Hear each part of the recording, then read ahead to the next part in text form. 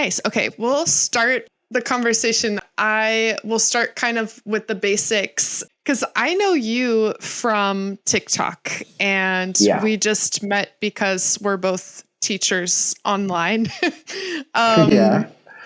but yeah, I'm curious, how long have you been on TikTok? What's your kind of situation with teaching? If you could give a little bit of an introduction of who are you and where you're from, etc. Sure. Well, as you know, my name is William, but I prefer people calling me Will. It feels friendlier for some reason. Yeah. I am from Venezuela.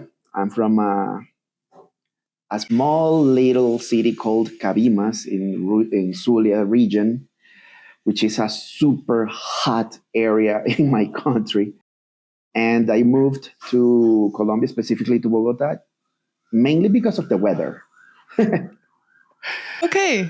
Yeah, because here it's cool or cold, and it's always cloudy. It rains very frequently, and I really like it here. But well, I started working in Venezuela in an academy for 3 years before I came here because of the situation in Venezuela.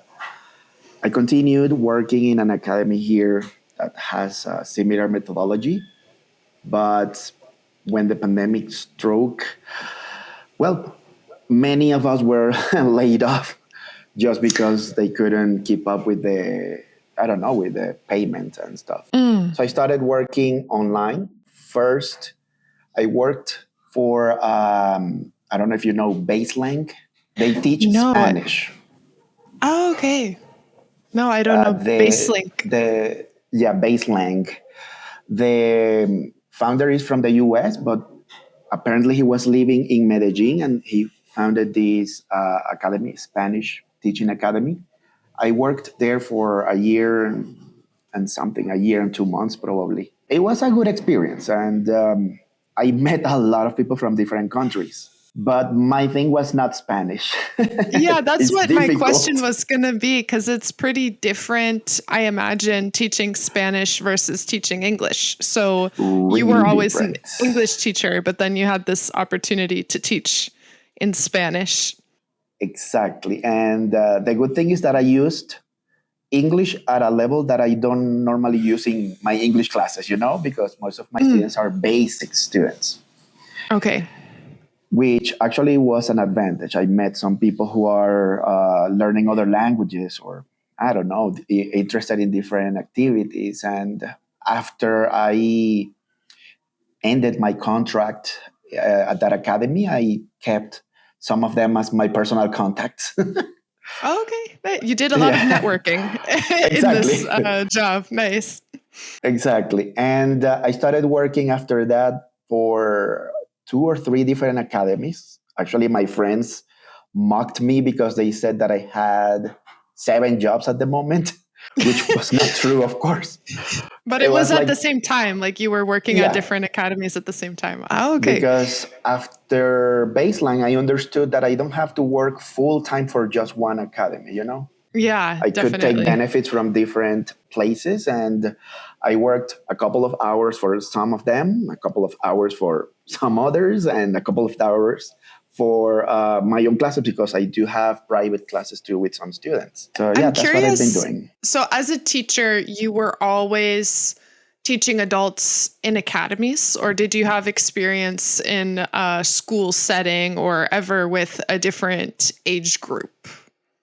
Well, in Venezuela, after I graduated from university, I worked for high school. I don't know if in Chile is the same, but working for government high school or schools, you probably have to work for a year without getting paid.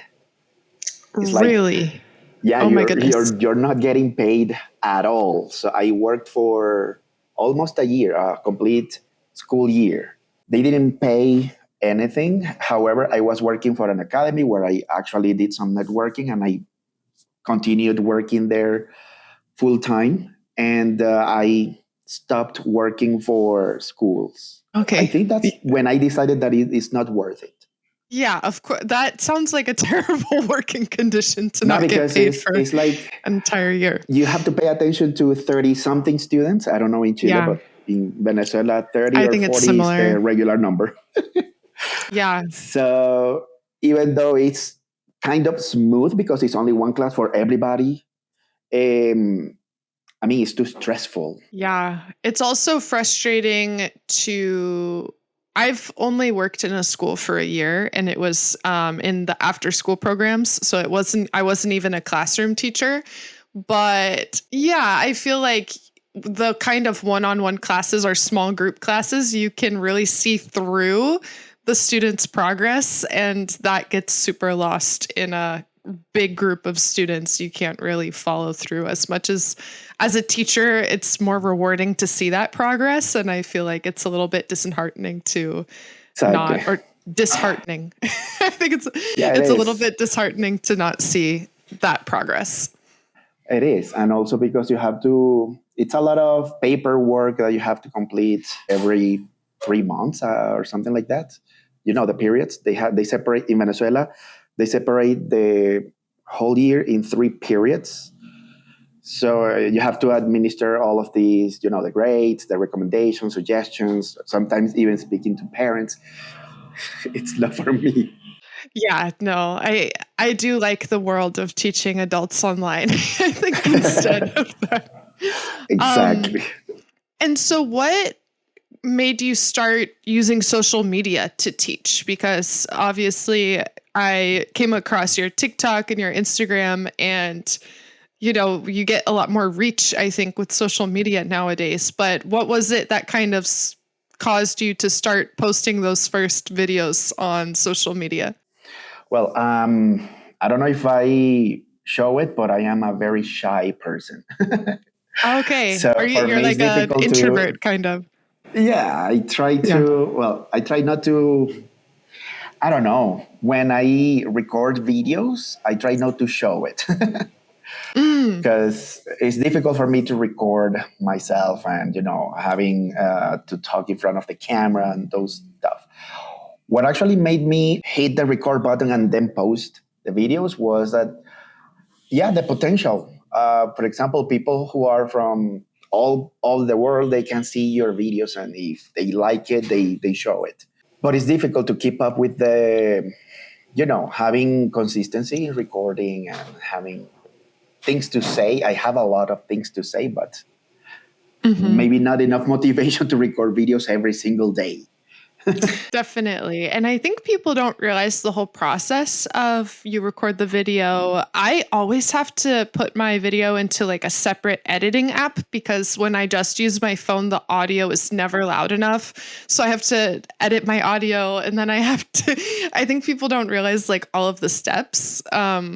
That it takes in like making an actually watchable video, because it also is a bummer to make a video and then two people watch it because you didn't go through the steps of like, yeah. I mean, in general, It's it's very a it's bummer. very ironic that sometimes you put the best effort, a lot of energy, maybe some time and even money to record a video that lasts for what, a minute 30 Mhm. seconds, and then nobody likes it. And then Yeah. in some other occasions, you record a video because of a trend, 30 seconds, boom, Yeah. 3,000 people see this video. How? That's what that's what's crazy is like now at this point I've gotten a new phone with a better camera. I have a better microphone. I feel like in general the things that the algorithm likes are better camera quality and audio quality. But I have a couple old videos that really blew up that were super blurry, and I think I was just rambling about something, and for some reason they have like a million views, and then I put in a lot of effort and it doesn't have a fraction of the views, so it's kind of funny like what resonates with people. But Exactly. in your case, was there any video that you had that you were surprised that it went particularly well? Or do you have a type of video that you make that you feel like people find particularly useful? Well, in my mind,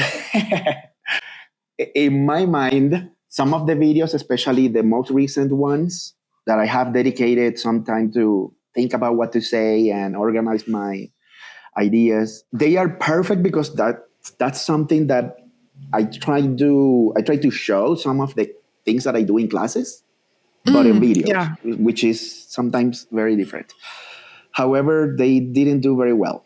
And some of the videos that I made, like maybe a year ago or more, where I just turn on the camera and start talking to the camera and saying something random, they performed well, which is, I don't know how to identify the things that people like or the algorithm. I don't know. No, that's always weird. I try now to not only do things to perform well because I'm like, if you do that and you don't actually like the videos you're making and they don't perform well anyway, it's kind of just sucks. But I think that happens sometimes. Okay, this is my great explanation about the past tense, and like no one cares. They're like, we want to watch someone eat a burger or something else. So Um, I find difficult, for example, I don't know about you, but here in Colombia, the insecurity is supreme, and recording yourself in the street, walking in the street is too risky. So when I record here. Yeah. Say yeah, I feel in Chile, it's not everywhere. To be honest, in my neighborhood, it's pretty safe. But if I went downtown, because I live in a very calm residential area, but if I went downtown, even in Viña, I would feel a little bit unsafe just walking with my phone because I've had multiple. I made a video about this. I've had 4 different people try to steal my phone, so it could also be that I am an easy target. So I try to be careful with that. Yeah, so I try to copy what other creators do, like maybe recording 3,000 videos. Actually, you see them, it's the same clothes, it's the same item. It's like probably the minute before or the minute after they posted one video. Short videos, but I don't know. I don't work like that. Like, how Yeah. do you say this in English? This, bye. That's the video. And then the next video, how do you say this in English? Boom. That's a whole video.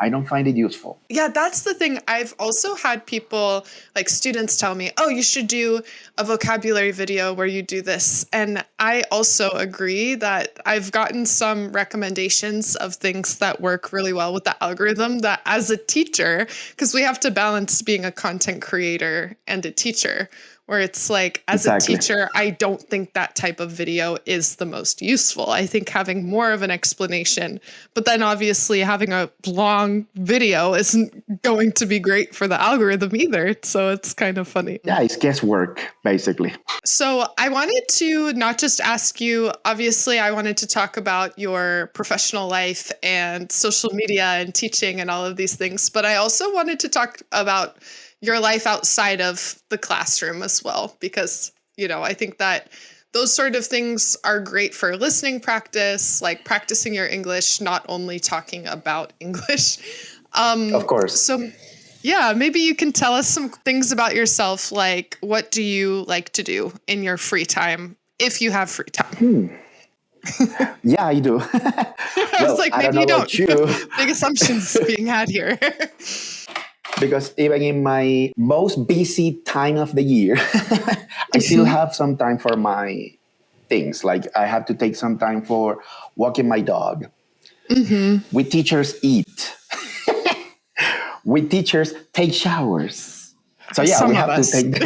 Just kidding. Your dog is very cute. I've seen your dog is, what is your dog's name? It's like very It's small and fluffy. Dante. Dante. Yeah. Oh. Yeah, he's a Shih Tzu. And yeah, I walk him 2 or 3 times a day, and I have to, every time I am getting new students, I have to think, okay, I have to leave 30 minutes for Dante because we don't go far away. He doesn't walk a lot, but he has to go, you He has know. short little So legs. Yeah. exactly. So yeah, I do have time, and sometimes, well, it's been a while actually. I'm very shy to do this, but I will do it anyways. Okay. Uh, I'm let's excited now. see. I draw. I'm trying to practice and refine my drawing skills. Ooh. Okay. I like it. That's awesome. What medium do you use? Pens, colored pencils? Yeah, for example, right now I'm using pens, pencils, markers. Oh, okay. I've been exploring the digital part, but I'm not that good at it yet. Yeah, So that's yeah, when I awesome. have time, I try to I love practice Pokemon. some of my skills. That's really good. I love it. Oh my So this God. is You're first really good. gen, Yeah. second gen. That's really good. Wow. And you, So it's been a while actually. I have to take it again. so do you set up your phone with a picture that you want to copy and then draw what you see? Or what's your strategy for being a good drawer? Well, I'm not very creative to to make up my own characters or things like that or scenarios, but I do have a knack for copying details that I see and then just print it basically in paper. And sometimes, well, not sometimes, but when I did that a lot or frequently, when I had more time probably, I used to animate, like make it move somehow, like walk or something like that. However, with Mm, technology now it's easier. With AI it's yeah. even easier. It's But kind of a I shame don't do because you're that like, a lot. yeah. I was thinking it's a shame that now it's become easier because it's something that you would really have to learn and dedicate a lot of time to. And now you can click a button and maybe that's Exactly. convenient, but it takes away some of the Exactly. effort that you put in.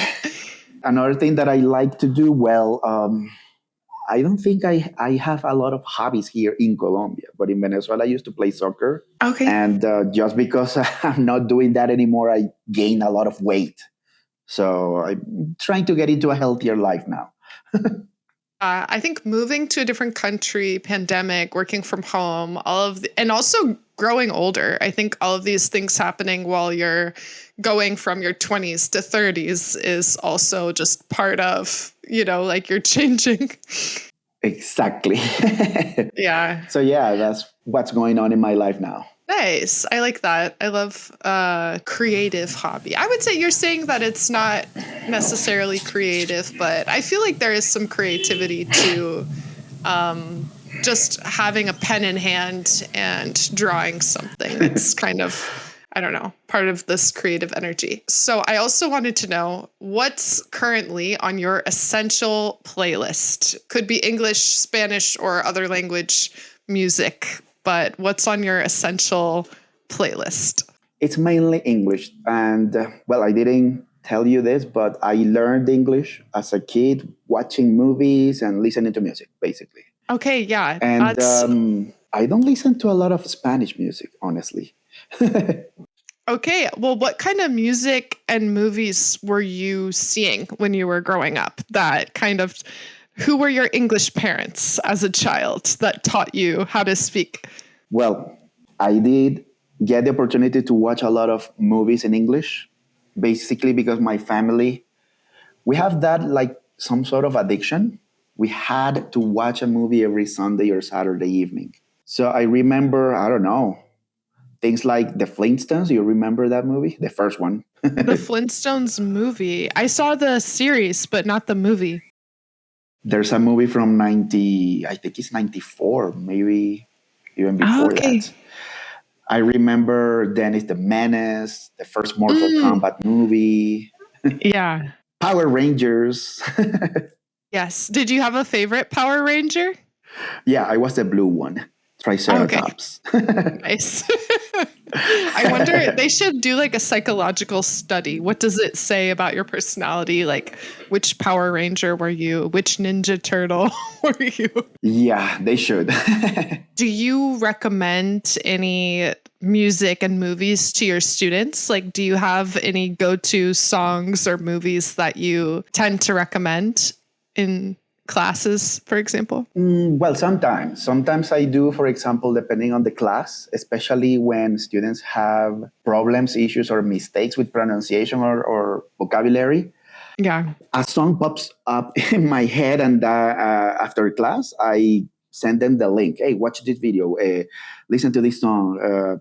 Things like that. But it depends on the class. I don't have a go-to artist, band, or genre because it's whatever comes to mind when I am teaching Yeah, them. definitely. So, Because for sometimes example, people last ask that, time, but yeah. yeah, last week I had a student who had a problem with what was the word? It was one of the connectors. So it was not so, but one of those connectors.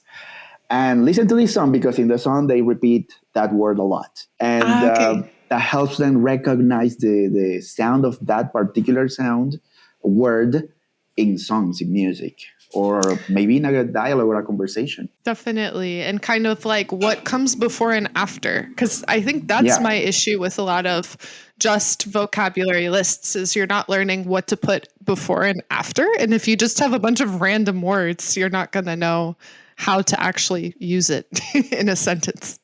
exactly. Some of my students, especially the most recent ones, are getting the benefit of me trying out new things in my methodology. For example, I'm incorporating chunks, phrases, common phrases. And I realized recently, like maybe a month ago, that I'm not using any books. I'm using everything in my head. I'm creating my own slides and, presentations and stuff. And I stopped using books like 2 or 3 months ago. I didn't Yeah. realize. It just happened. Yeah, I think I feel the same because I don't know if this is part of it for you with my methodology too. It's like trying to be that bridge between the person not feeling comfortable consuming content in the English speaking world themselves and living immersed in English and kind of trying to Yeah. introduce people to things like, well, we're talking about the past. Why don't you watch this vlog where they're talking about the past? Oh, we're talking about the future. Why don't you listen to this song? So, kind of trying to connect people so that they can teach themselves by also immersing and kind of doing what you did, it sounds like, because I feel like it's a little bit inspiring too, because I am a native speaker. I haven't gone through that in English. In Spanish, yeah, but not in English. So in your case, it's kind of like what worked for you. How did you teach yourself? Maybe you're kind of a mentor in a way, like a teacher, but also like do as I did. I don't know if that's how it kind of has happened, but I could see that being Of the course. case. Yeah. I have been applying some things that have worked for me. And I don't, for example, I have worked for different academies, but sometimes I work without believing what they are doing. Oh, yeah. I Financially think speaking, they want more yeah. students. Yeah. So when I apply my own things that I know are effective, I see the results with the students and I continue applying and probably improving what I am doing. Yeah. But sometimes having a book, I know the benefit that, okay, you know what to do next, next, next, next after that, like the sequence Hmm. of activities. But some of my students have been vocal about, hey, I want to learn this. Let's learn it. That's what you want. Let's do it. So Definitely. personalizing their own process. Yeah, because I think there are so many factors with, and that's why I don't know if you get these kind of questions, but sometimes on social media, people are like, I'm a beginner. What should I learn? Like in sequential order. And sometimes, obviously, there are recommendations like learn, how to have simple sentences, subject, verb, object. But like what you said about motivation, it's so important that people are like, should I read a book to learn English? And I'm like, that depends. If you love reading, then obviously yes. But if you hate reading, but you love watching videos, I think that it really depends what you're motivated to do as well. Exactly. When I have a period of maybe giving personal recommendations to each student, I end up telling everybody the same thing. Don't sacrifice what you like for the language. Actually, Hmm. transform the things that you do into the English language. Like take it to the English language.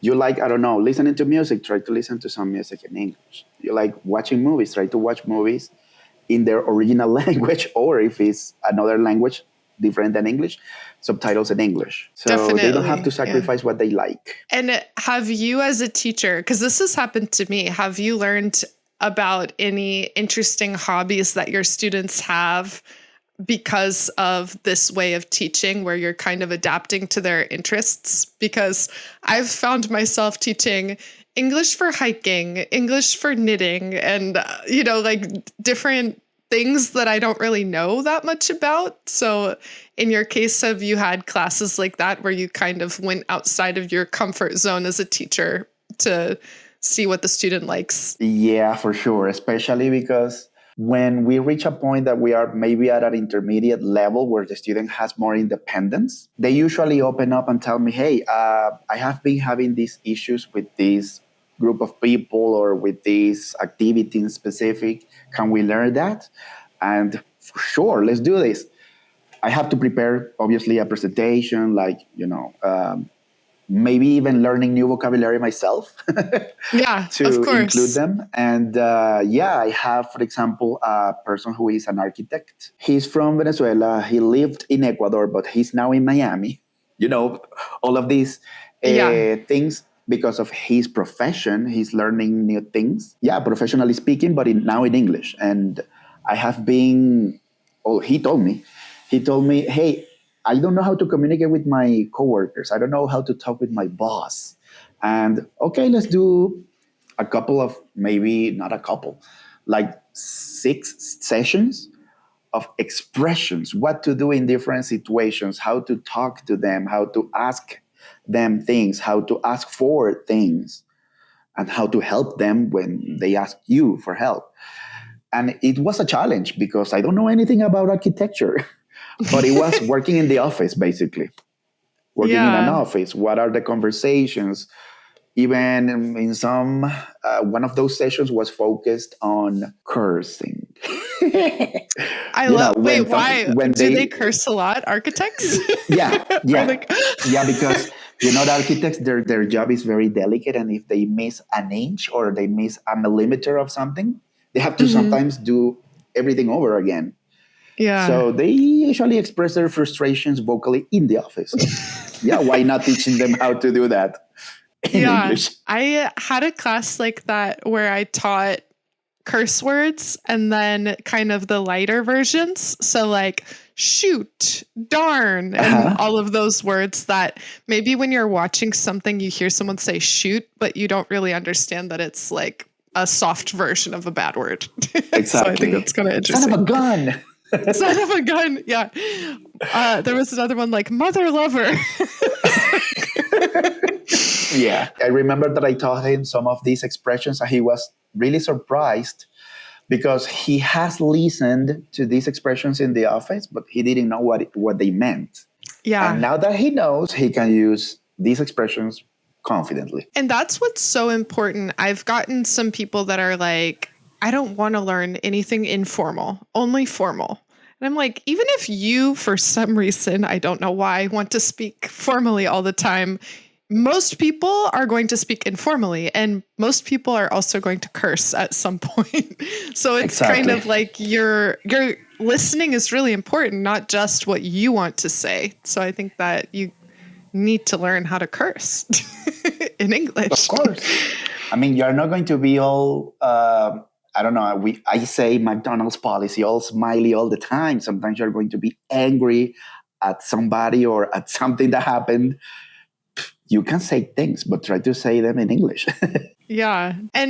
So I think it's interesting too, because so when you said that you learned English from movies and kind of real life things, did you have a moment where you realized that you were starting to pick up the language? Or was it something where you were studying English consciously, or that you just realized? Because I've heard some people say this, like, one day I was watching Friends and I just realized I could understand everything that people were saying.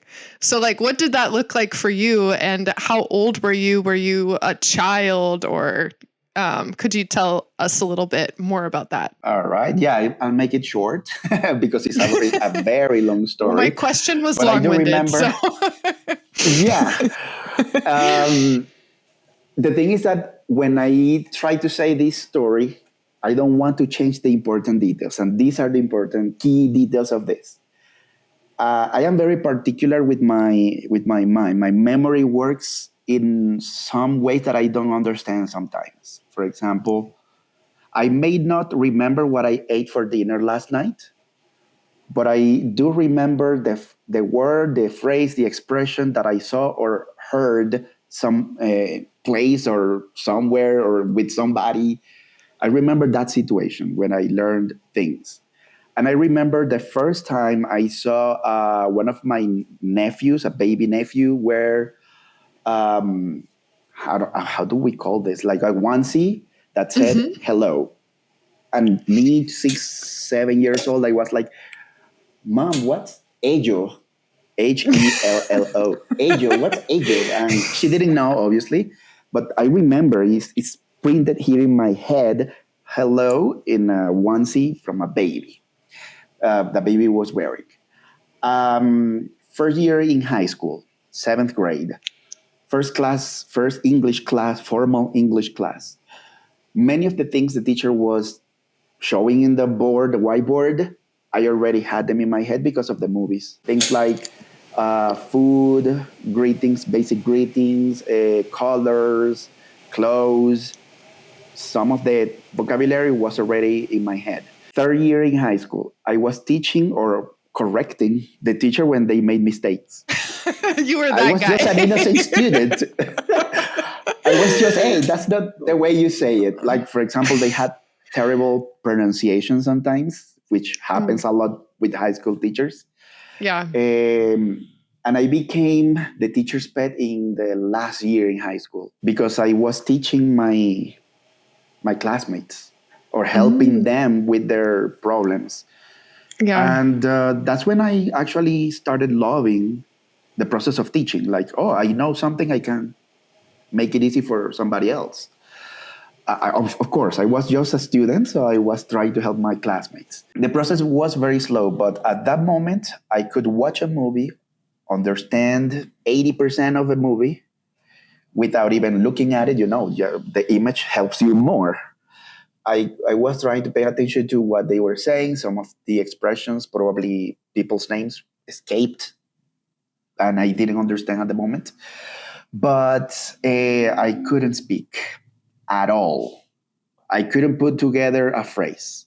Yeah. I started a course actually at the academy I started working, but first I was a student, organizing grammar, organizing expressions, common phrases with a formal class in an academy. A teacher told me, your English is so good. Why don't you work here?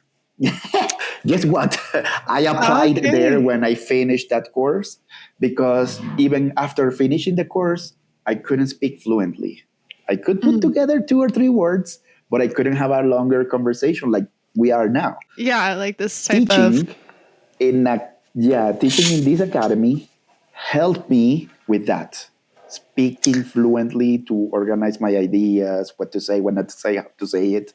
Teaching helped me with that. That's so interesting because I've heard that before. It is a really good teaching strategy to make your students teach as well. And so that's kind of interesting that that kind of consolidated the information for you and made you explain what you already knew to make it a more active understanding instead of something that you passively just had in your brain. So that's kind of interesting. Exactly. Yeah. And would you say, because I think definitely it's a very common question, how should I learn English? Should I just watch movies? What should I do?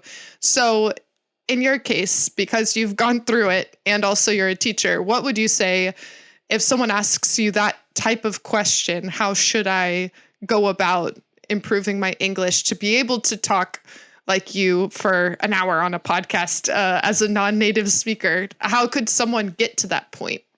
What would you recommend? Well, first of all, if I don't know, because that depends on a person's habits and routines. If they expose themselves enough, they can try just producing it however they can, written, speaking. But usually, I recommend them having someone to ask the questions, general questions they may have about how to say something, the best pronunciation, even the connected speech you were speaking in one of those videos before. Yeah. It helps. It helps a lot because usually the English that we see in books, when you pronounce it in your head, is perfect. When you open your mouth, it sounds weird, and it's because they have to exercise, the position, the tongue, opening the mouth. And sometimes I tell them, hey, copy what they are saying, like imitate everything, even the gestures when they speak. So you can recognize the repetitive motions and the repetitive sounds more than just understanding the written words. Definitely. Yeah. And I think that's because are most of your students Spanish speakers Yeah. learning English? I think that's a huge thing because it's so different, the relationship between the way words are written and how they sound in English versus in Spanish. Um, Yeah. and I've had to say that too, where to my students, it's normal as an adult English speaker to not necessarily know how every word is spelled. And that's kind of part of your life as an adult English speaker. I would say you should know how most words are spelled, but it's not uncommon to be like, I don't remember how to spell this word. Sometimes people don't even ask how something is spelled, for correction purposes. They just make the Yeah. mistake when they are typing or when they are speaking. And we have to Yeah. let them because that's part of their experience as well. But if there is, Definitely. how do we call it, like a correction on the spot, it Hmm. helps because they know, this happens. Yeah. To remember in the moment. Because sometimes if you don't, people are like, wait, what did I say? Oh, you're correcting me from 15 minutes ago. What Exactly. was I saying? And that's actually where I saw how useful videos like recording yourself speaking is really useful. You can Mm, correct yourself yeah, or just recording your voice. It helps too. definitely. I think those are the things people try to ignore, but by ignoring it, you're putting it off to the side and not improving it. Because I know a lot of us don't want to record ourselves speaking in a different language, but it Exactly. forces you to look at yourself in the mirror, kind of. Yeah, Uh, basically. And I recommend them that, like, you should do this. Pay attention to yourself, to how you are expressing or you want to express your ideas. And I had one teaching related question that I wanted to ask you, which is what kinds of struggles do you mostly see students facing? Like, what are the main things that you're helping students with these days, or the topics that are coming up the most for you? But not for topics per se, but I do struggle with, well, students struggle a lot. I would say 100% of my students struggle with when they are having a conversation or they are prompted to have a conversation. They don't know how to start. They don't know how to answer questions. They don't know how to put together the first two words because they know what to say, but they don't know how to say it. Like, Mm, we had to have them practice some automatic answers to some questions. And in some cases, I have taught my most advanced students filling words, like, give me just a second. Things like, yeah, okay, to have time to organize their ideas and know how to answer a question or how to respond to something. More like definitely. action, reaction, action, reaction. Yeah, to make it automatic, kind of spit it out without thinking about it. Yeah, because I it's think, not like you can study for every situation, every question that you're going to be asked in real life is kind of difficult, but you can organize the answers that you are supposed to give according to the questions that you are asked. and I think that's a level of, that's part of fluency when you realize that you're just responding and then you're like, oh, yeah, I just responded to that without thinking. And my Mhm. mouse knew what to say without thinking too Exactly. hard about it. Exactly. It's um, not like you're not going to be asked questions like, hey, what is the combination of carbon and I don't know, hydrogen? And we're not going to be asked questions in real life that are too deep or too technical, yeah. unless that's what you do professionally. And you should know what to say in that case. Yeah. That might be another level too. If you're kind of a beginner, then Exactly. that might be after the basics of how to have a Exactly. conversation. I Um, remember one student that wanted, well, not a student, the person didn't register. A person who was telling me, I want to learn everything about my profession, because I recently took a job in a position in that job. And when I asked him questions to check the level, like a placement kind of placement I did, basic, super mega basic, like A0. Okay. And how can you learn all of those technical vocabulary, expressions, and things that you will probably not use very well if you don't know the basics? Yeah, definitely. It And was a challenge that's that I didn't take. Yeah, that's really difficult as a teacher to be. I've been in that situation when working at a language institute because people in the professional setting have all this pressure like you need to learn English Mm-hmm. right now in order to be promoted at all, and people want this really advanced English for negotiations and the type of things that they do in their native language. But then you're in the class and you're like, okay, I can't just teach you how to do a negotiation. You can't put together a sentence.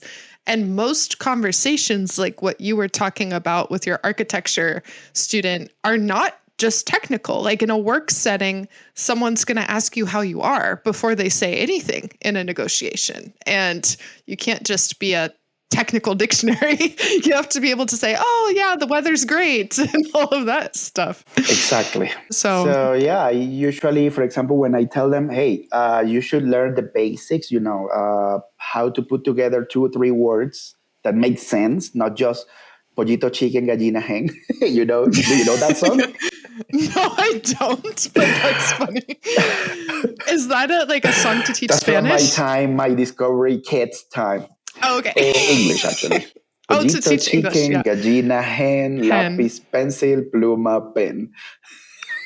Okay, that's kind of catchy. I like it. Nice. I remember that when I teach them vocabulary, it's not like the equivalent in Spanish for that word, because that will probably stay here for 2 seconds and then boom, out. Like, forget about it.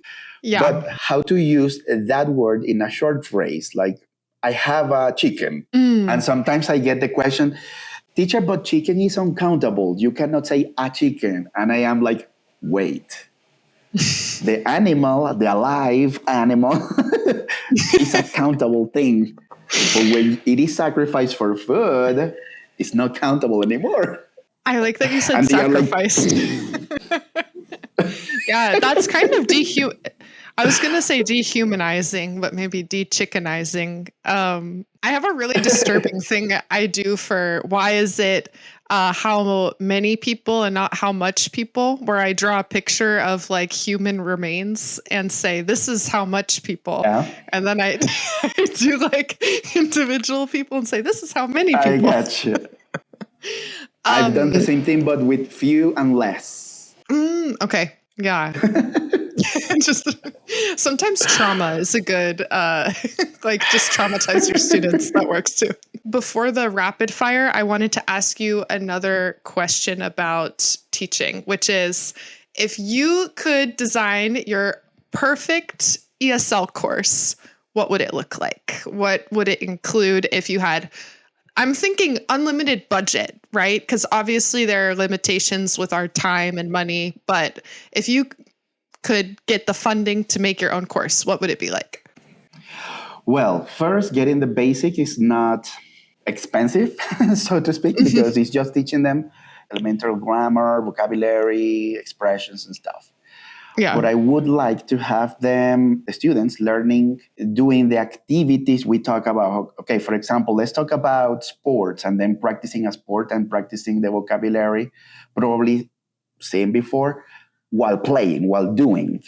Because Ooh. visually speaking is a challenge for some people. I am a visual learner. I see a picture, I see a short video, I learned it. But some people don't. They have to, those are the kinesthetic people, is how we call Yeah, it. exactly. Kinesthetic They have to learners. do it. So they have to do it. And I see the benefits of doing something like that, like immersion, constant immersion. But, it would be challenging for a person to organize those activities. Yeah, like Okay, let's learn logistically about to farming. And we travel to a farm farm and we see the animals and do activities farmers do every day. It could be challenging. You could show them in real life how many chicken versus how much chicken. Exactly. You can incorporate a lot of things while you do the activities you're supposed to teach. That would be awesome. I agree. I think it would be logistically difficult, but thinking of ideal situation, that would be a great way to learn English. Of course, it will be very meaningful. Yeah. So I'm going to ask you some rapid fire questions, and I want you to say the first thing that comes to mind for them. Okay. Coffee Go or ahead. tea? Coffee. Okay. Colombian coffee? I don't see well, there is a difference, of course, but I don't notice the difference between Colombian and Venezuela coffee. They are both good. Okay. Yeah, definitely. I wasn't sure if you're a coffee snob or just like coffee. Favorite English word? Awesome. That's a good one. One grammar topic you'd ban forever. Reported speech. Same. I just taught that, and I think my students want to kill me. Because there are other ways to gossip. True. More simple ways to do that. It's also confusing because it's like Will said he lives in Colombia. Will said he lived in Colombia. I'm like, you could say both. You don't have to change the tense. Yeah. But whatever. Exactly. Best thing you've eaten today? Bread? Because I've only had breakfast so far. Oh my goodness. What do you normally eat for lunch? It depends on the day and depends who cooks. But today, I don't know what I'm having. I know it's done, but usually I have rice with chicken or beef. Or rice is very common here in Colombia. Okay. Nice. That's healthy. Okay. Instagram, YouTube, or TikTok? TikTok. Same. Well, for brain rotting, for learning, or for everything? That's the thing. I don't know about you or your account. I did register for the STEM, science, blah, blah, blah, blah thing. And I usually take my 30 minutes of watching scientific discoveries or, inventions. And then I brain rot for 30 minutes at least. And then I stop using TikTok. Nice. Okay, that's a good balance. I haven't done that. I just brain rot, so I should probably do that. I try. I do my best. One thing your students always hear you say. Practice. Like just There's the word not practice. a single student who hasn't heard me say that they have to practice. Yeah, I mean, practicing is actually what makes the student pay less time for courses. That's true. Yeah. The more you practice, the fewer years you're going to need to be in English classes. A song that you secretly love. Where Are You Now? Justin Bieber. Where are you now that I need you? I don't know. I like it. Like it very much. It's a good song. Honestly, and the visuals I like in the video, fantastic. Yeah. His music is good. He has some earworms, Justin Bieber. What about your most used emoji? Smiley face, like smiley closed eyes face. Like before it was XD. That's my favorite one. Nice. I like that. Yeah, I'm not a very serious person when it comes to communicating through chat. You're lighthearted, as they say. What is a book that changed your thinking? Probably it's a cliche one. Rich Dad, Poor Dad. Or is it the other way around? I think it is Rich Dad, Poor Dad. It's like Poor Dad, Rich Dad. I think it's the other way around, right? Oh, I don't know, honestly. I think it's Rich Dad, Poor Dad. The thing is that it opened my eyes on how, for example, many of the problems that people have in their families come to not knowing financially what they have to do. Investing, saving, spending. There has to be a balance. Yeah. I think a lot of people have financial things that they don't talk about, and that makes it more difficult to know what to do because it's kind of a taboo topic. Yeah, they should teach at least the basics in school, but they don't. Definitely. Agreed. What is one word to describe your teaching style? Personalized? Okay, I like it. Nice. Perfect. Yeah, I mean, I used to be grammar-based teacher, but that's because of the traditional methodologies in high school and academies. But I'm developing my own thing. Awesome. I love that. I feel the same. Yeah. And out out with the books, in with the other things, making space. I wanted to go finally to can you please tell us where people can find you and connect with you online? If you have any services you want to plug or your social media handles, etc.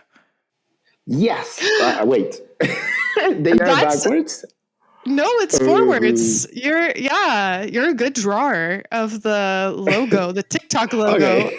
Okay, so we have English with Will So and these are my English with handles. Will. You can find me Nice. here.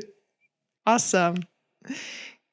Perfect. And do you have anything exciting coming up that you want to share with us? I recently started a basic group of learners that are learning from scratch. They don't know anything about English, and so far, it has been a month. So far, they are doing a great job. I'm working with the basic stuff with them. And the thing is that I don't usually work with groups. Usually, I work with individual classes. And I'm getting the grasp of online teaching to groups. And I think that after this experience, I'm going to open that service, like teaching group classes, because I normally don't. Awesome. Nice. That's great. And I think that's so useful. People learning from zero. I think not everyone has that level. So that's great. Okay. Final Yeah, question. exactly. What's one piece of advice that you would give your younger self? Do you have any advice?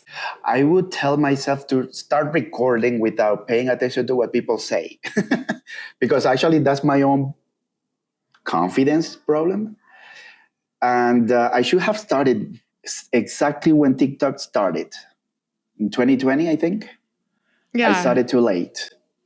I mean, it's not too late, but I started later than I expected to have started. Was it like you in 2020 were thinking, ooh, I should upload a video, but you didn't until a couple of years later? You Exactly. got to it. Ah, okay. Yeah. Well, better late than never, as they say. Exactly. Better late. I'm still working on that. Exactly. Thank you so much, Will, for the interview. Thank you for coming on and sharing with us all of your amazing tips. And yeah, it's been a great conversation. I hope maybe we can have more collabs in the future because I always like hearing what you have to say. So thank you so much. Definitely. Nah, thank you for the invitation, Maggie. It has been an honor talking to you, and hopefully, I will see you in your next lives because I really like the information that you provide and the people commenting. They ask interesting questions as well. I like to participate. I am one of your followers because I really like the way you teach. Awesome. Thanks. I appreciate that. And yeah, I need to get back to the lives. I love some people bring such specific questions. It's very enlightening. Even as a teacher, I'm sure this happens to you where you're like, I've never thought of that before. Let me think of how to answer that.